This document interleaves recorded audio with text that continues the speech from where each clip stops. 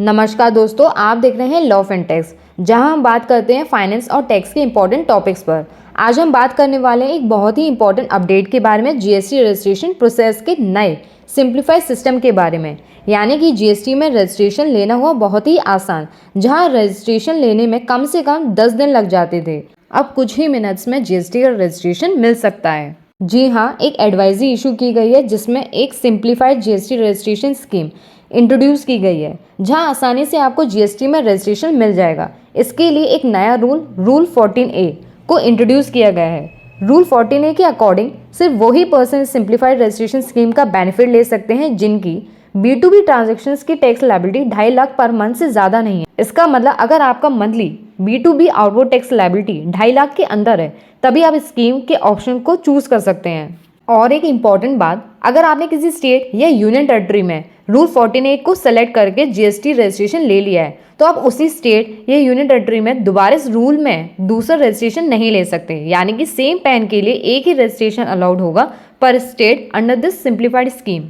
अब rule 14A में GST registration के लिए आपको option for registration under rule 14A yes select करना होगा।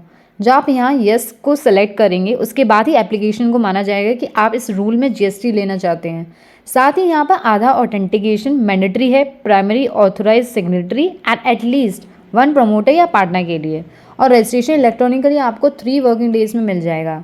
यानी प्रोसेस अब बहुत ही फास्ट और सिंपल कर दिया गया है। पर जहाँ इस स्कीम में रजिस्ट्रेशन मिलना जितना इजी है, उतना ही थोड़ा सा डिफिकल्ट है इस स्कीम से विड्रॉ करना।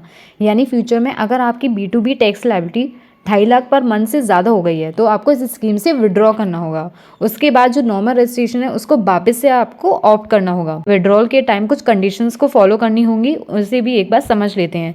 सभी रिटर्न्स फाइल होने चाहिए जिस डेट से रजिस्ट्रेशन मिला है उस डेट से लेकर के विड्रॉल एप्लीकेशन तक। अगर आप 1 अप्रैल 2026 से पहले विड्रॉ कर रहे हैं तो मिनिमम 3 मंथ्स के रिटर्न फाइल होने चाहिए। और अगर आप 1 अप्रैल 2026 के बाद विड्रॉ कर रहे हैं तो कम से कम 1 टैक्स पीरियड के रिटर्न फाइल होना चाहिए। कोई अमेंडमेंट या कैंसिलेशन एप्लीकेशन पेंडिंग नहीं होनी चाहिए। सेक्शन 29 जो कि कैंसिलेशन और रजिस्ट्रेशन का सेक्शन है, अगर आपके रजिस्ट्रेशन कैंसिलेशन के प्रोसीडिंग्स पेंडिंग है तो आप विड्रॉल नहीं कर सकते। तो ये था जीएसटी रजिस्ट्रेशन का नया अपडेट। और अगर आप भी जीएसटी में रजिस्ट्रेशन लेना चाहते हैं तो इस रूल को ऑप्ट करके जल्दी से रजिस्ट्रेशन ले सकते हैं। अगर आपको ये वीडियो पसंद आया हो तो इस वीडियो को लाइक और शेयर करिए और लॉ फिनटेक्स चैनल पे बने रहिए। ऐसी और इन्फॉर्मेटिव वीडियोस को देखने के लिए इस चैनल को सब्सक्राइब करिए और बेल आइकन को प्रेस कर लीजिए, जिससे आपको हमारी सारी वीडियोस का अपडेट मिल सके।